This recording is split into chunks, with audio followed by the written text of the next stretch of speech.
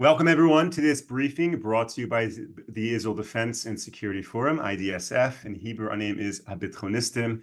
I'm very pleased to be joined today by Eli Pieps, who is the Director of IDSF's International Government Relations. And Eli is joining us from France. Eli, thank you so much for being here today.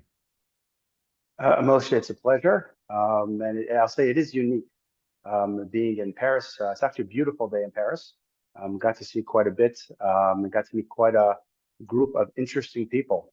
I'm here with some other colleagues from the IDSF's advisory board who have a background in France, who speak French a lot better than I do, trying to develop IDSF's presence in France. France is one of the more significant countries in the European Union, in the European Parliament.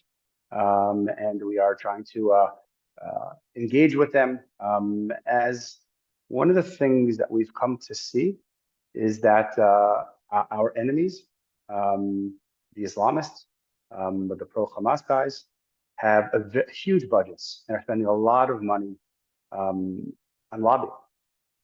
Frankly, at the first few days after October 7th, the most visible and the most prevalent presence in the European Parliament was the government of Egypt. At that point, they already understood the pressure they were going to face to allow Palestinians, Gazans, who wanted to flee Gaza from the immediate expected Israeli response. Egypt made it very clear they did not want to have any Gazans flee into their territory, and they started immediately with a very heavy lobbying presence. Throughout Europe, the Arabs have a very strong lobbying presence. Us not as much. So as a result, we've decided to IDSF's international division. It really has decided to put a lot more effort into Europe, and I would say France specifically, partially because of its influence in Europe in general, but also because it has such a large Jewish community, and the Jewish community is engaged, is very much like-minded, and as a result, really has seen the growth of a very virulent pro-Palestinian, in fact, at this point, really a pro-Hamas element in the French and particularly the Parisian public. And that has made the Jewish community much more engaged, much more sympathetic to our cause. A perfect example is actually one of the meetings we had today. We met with members of the French National Assembly from multiple parties, including from the right, but most interestingly, from the left, the socialists. Socialist parties in Europe, as you might imagine, are on the far left, usually fairly hostile towards Israel. And we met with a member of the National Assembly who comes from a fairly rural area, an area that can be very clear he has absolutely no Jewish constituents. Israel, nothing about Jewish life is not part of his constituency. It's not really part of his makeup. You would say that his interest in meeting with us and seeking us out was that he has a real understanding that the fight that we are waging in Israel against these Islamists is one that every other European country is going to be facing. And if Israel is not successful in this war, then it's going to lead Europe to a much quicker to the brink of real friction with many of the Arab and Muslim immigrants who have taken up residency in Europe over the last decade or so. And therefore, he wanted to get more educated.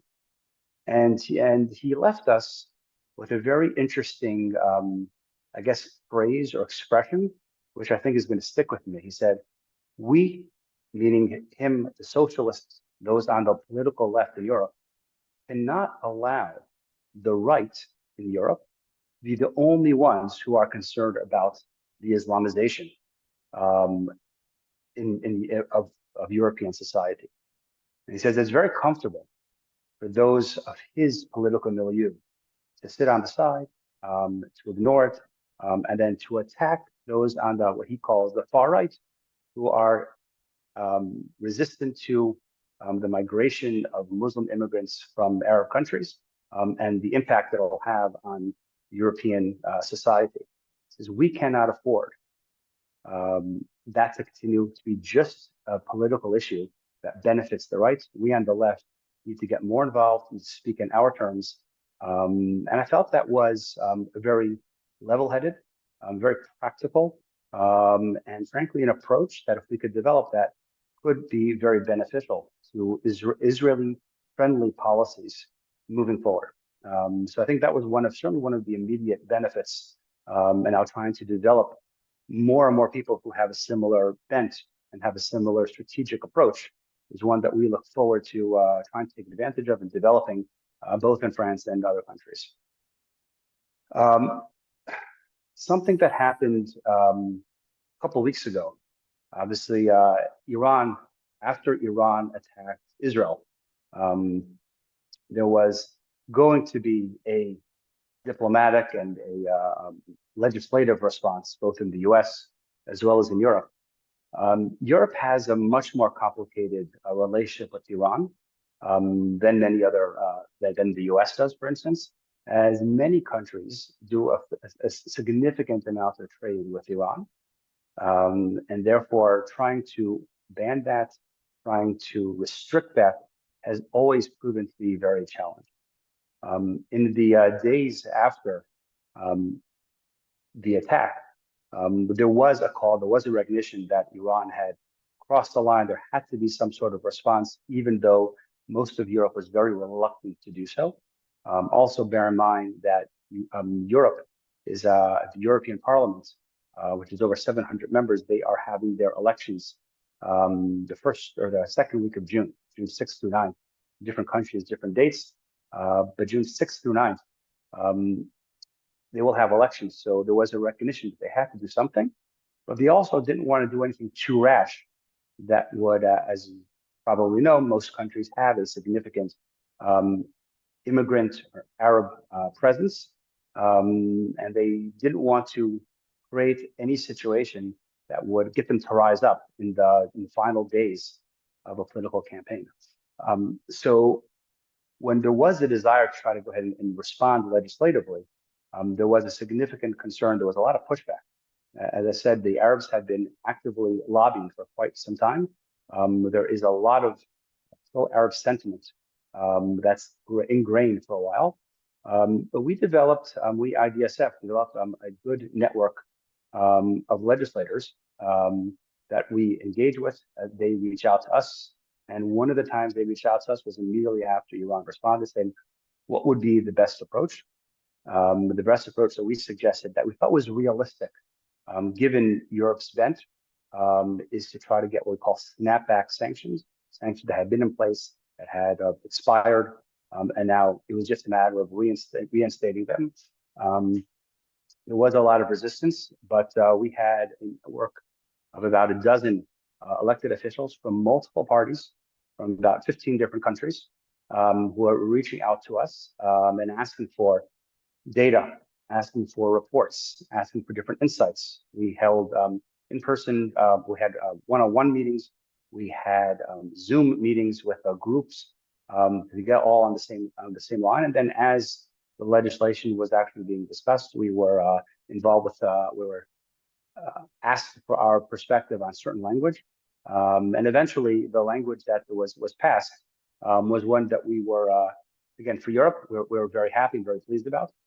And I think it's something that not just gave us confidence, but gave the elected officials who are engaging with us the confidence, the interest in continue to working, because we're providing them something consequential, something that really is benefiting them in their legislative activities. Fortunately, the next election cycle in the European Parliament is looking at one that's going to be fairly favorable towards Israel. The parties, there's a series of parties that are expected to do quite well. And right now, the European Parliament may sound strange, is actually a very tight but center-right government. it expects to be even more center-right, and the party that seems to be doing the worst are actually all of the green, more environmental parties, which also have a very strong Israel hostility, almost a knee-jerk Israel hostility. So most of those are going to certainly lose their influence and will be limited in number. And we can have a bunch of new uh, elected officials, is our expectation, will be coming from parties that are generally friendly toward Israel, but will largely be an open book. International affairs outside of Europe is not the primary area of expertise. So we were part of our meetings here was discussing how to engage with them at the outset and make sure they immediately understand the significance of Israeli national security and how it directly impacts European security as well. Moshe, any other thoughts? Yes, Ellie, thank you for sharing all of that, and I hope your meetings and your work in France is very successful at building these strategic alliances.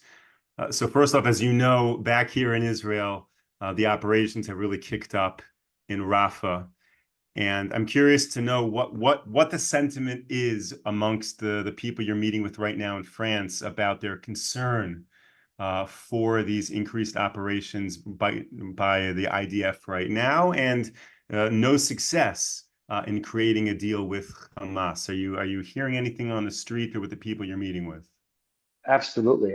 I would say the first questions or the first comments, I wouldn't say a question, the first comments are they say, all we get is our information is from the media, and we know it's not trustworthy. It's sad that actually elected officials don't have the ability to get reliable, trustworthy information. Um, Fortunately, they understand now that the media is not trustworthy, but they know that it has a tremendous impact. They know they're impacted. They're grateful to have the opportunity to talk to people with firsthand knowledge, but also institutional knowledge, people with a significant track record in either the IDF, in intelligence, in the defense industries in general. And you can tell that they greatly appreciated that. Specifically with Rafah, um, since it was ongoing, there was we didn't get as much. Israel shouldn't be doing that. That certainly is a very broad sense in Europe. Europe is, as we're getting close to elections, Europe was petrified that Israel was going to respond in a way to Iran's attack that was going to lead to the damaging of potentially of Iran's oil industries, and that eventually that could lead to a very quick spike in oil prices. The spike in oil prices is probably the one thing that most European countries are like, do whatever you want to Iran, just wait till after our elections, so that the economic consequences will be felt after the voters have had their say. And I think Rafah is similar. People don't know what Rafah is, where Rafah is. They just know for the last few weeks, the Biden administration, the European leadership in the European Union has been, the UN, everybody has been saying, Israel, don't do Rafah, don't go into Rafah. They don't know what it means, they don't know what it is, but they think it has the ability to cause even a bigger upsurge, create even more violence and protests in the streets, and they don't want to see that. Once it has started, and we make it very clear that the last thing that you want is for Hamas to survive. If Hamas survives, that only emboldens the pro-Hamas sentiment in your streets, in your cities. And when we were able to explain that, I think there definitely was a much more of a comfort level. And certainly, if Israel is going to decide to do something and jumps in with 2 feet and says, "This is what we're doing," the hope is that that Israel finishes the job. And I think we got that pretty much from everywhere. We did meet with a very interesting think tank that really prepares future staff members and oftentimes even elected officials for the political and the foreign ministry here in France. And you know they acknowledge that they come in with certain biases. They've had a certain way of thinking, and they said, they said that it seems like that you as an organization have a difficult time or don't appreciate the two-state solution. That yeah, we see that, So they said that, well, then we see you as political. I said, do you see that that statement is political? That if you're going to see one, then the other side has to be as well. It led to very interesting conversations. We're hoping that we're opening some eyes and just cracking some preconceived notions, which I think is really important. And if we're going to make progress, we need to start challenging and holding accountable these preconceived notions that have been proven to have failed. And we need to make it clear that they actually failed. You know, anytime you're talking about what's happening in Europe, certainly with this audience, you want to know what's happening in the States. And I think Congress there is a tremendous amount of support for Israel finishing the job in Rafah.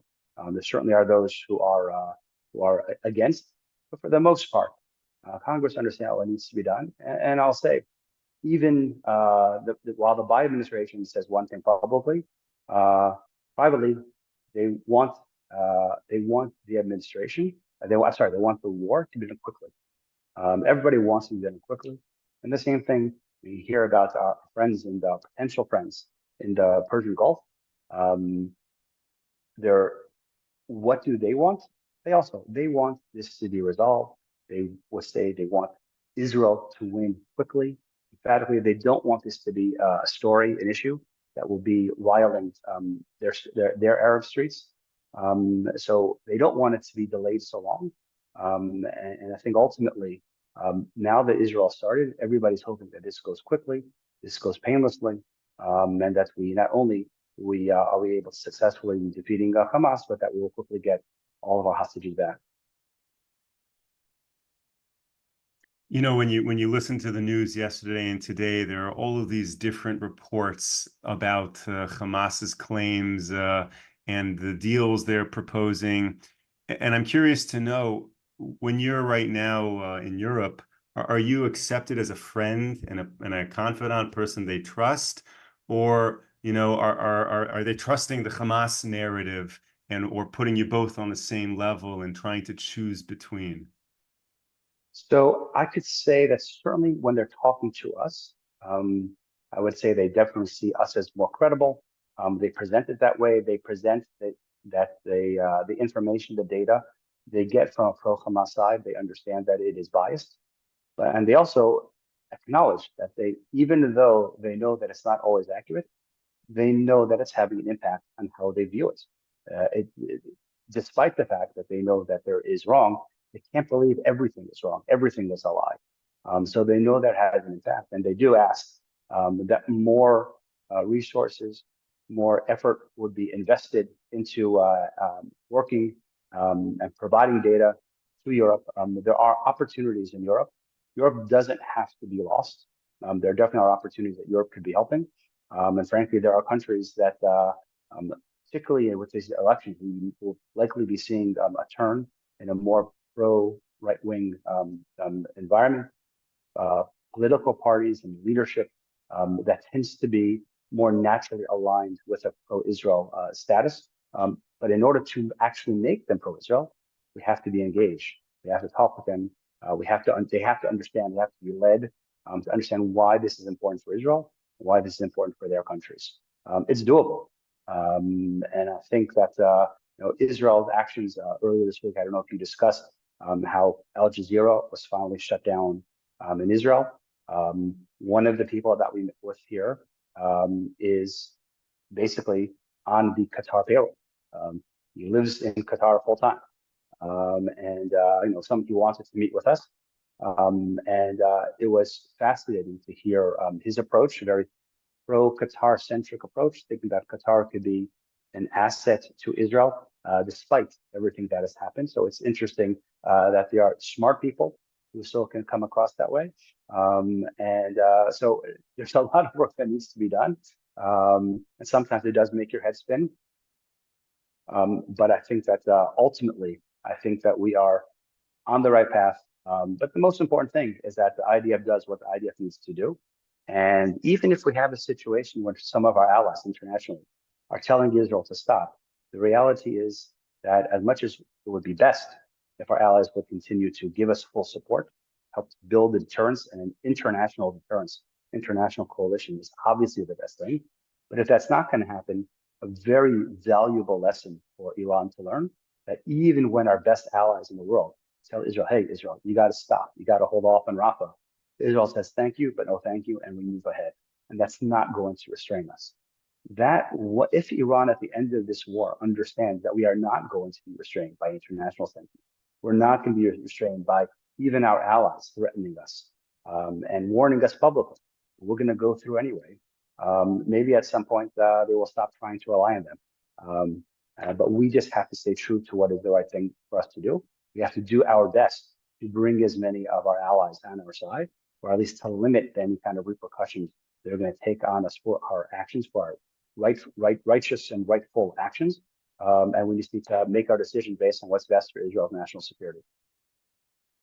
Eli, thank you for all of this. I want to pause for a moment and thank all of our viewers and supporters for tuning into this briefing and all the previous briefings.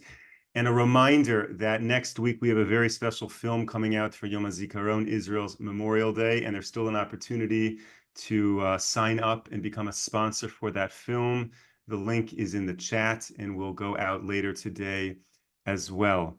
Eli, I want to ask you, it's interesting that right before the operation in Rafah really ramped up, the Prime Minister's office sent out the day after plan for what they hope to accomplish in Gaza when the war ends. And part of it included a whole piece about the involvement of the Gulf states in managing for quite some time Gaza. And I'd be curious to know, in Europe, what is the relationship that the European Union has, let's say, with the Gulf states, and what would their interests be in terms of seeing economic or other opportunities with Qatar, as you mentioned, or Saudi Arabia? Europe is, in some ways, you walk around Europe, you don't see any kids. Europe is unfortunately, or you can add the adjective that you want, fortunately or not fortunately, is kind of dying. And they are in a very much of a self-growth. They're not looking for long-term, so much long-term strategic growth. They're looking for something that really could be successful in the short term. And I think that begins to be their long-term. As a result, certainly relationships with many Arab countries, even if some of them might be unsavory, is something that they are comfortable with, they're looking forward to. And the level of, and also because Europe is, unlike the US generally has one or two, or maybe a binary approach. You have so many different countries, so many different interests, so many different ties. There really isn't one simple European approach to all these countries. In general, I think they would want to see stability. That has generally been the approach, which has been the approach of the US also, working with a relatively strong, sometimes authoritarian rulers in the area, just to keep things peaceful, keep things quiet, and hopefully, live to fight another day. Israel is no longer at that point. Post October 7th, we just can't tolerate that anymore. And it definitely is making things uncomfortable with Europe. They're not thrilled that Israel needs to do. They understand why Israel needs to do what it's doing.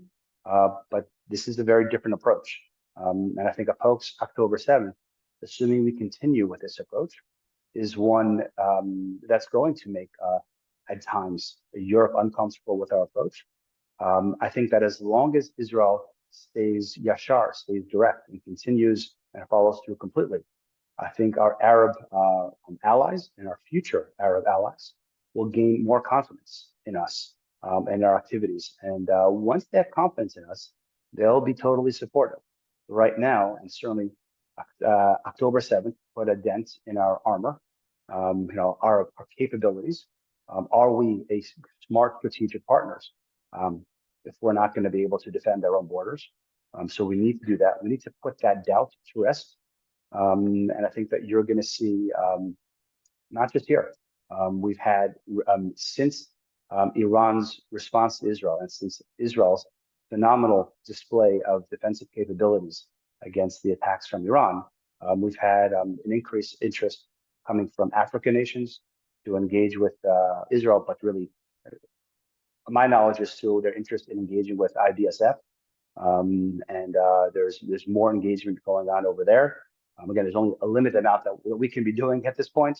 The U.S., Europe, South America, it takes up a lot of our time. Africa provides a lot of opportunities, and is something that we were going to be approaching as well. And we'll take our time and figure out the proper approach to engage with the proper countries in Africa. But I think there's a tremendous, once Israel starts acting and being successful from a strategic and from a national security perspective, it opens up lots of opportunities for us. So I think the future is very bright. And we just have to keep ahead. We have to win in Rafah, win Rafia, and finish off Hamas. Amen. Amen. That is a good plan. Eli, thank you for joining. Eli is the IDSF Director of International Government Relations. Thank you for being abroad right now and sharing all of that with us. Thank you to all of our viewers and all of our supporters for tuning in. As things progress in Rafah, we will come back with you tomorrow to discuss as much as we can in greater detail. Tomorrow we have Lieutenant Colonel Maurice Hirsch joining, and he's going to provide a very important analysis of this war. So until then, tomorrow, 10 a.m. Eastern Time, 5 p.m. here in Israel. Stay safe, stay strong. Take care, everyone.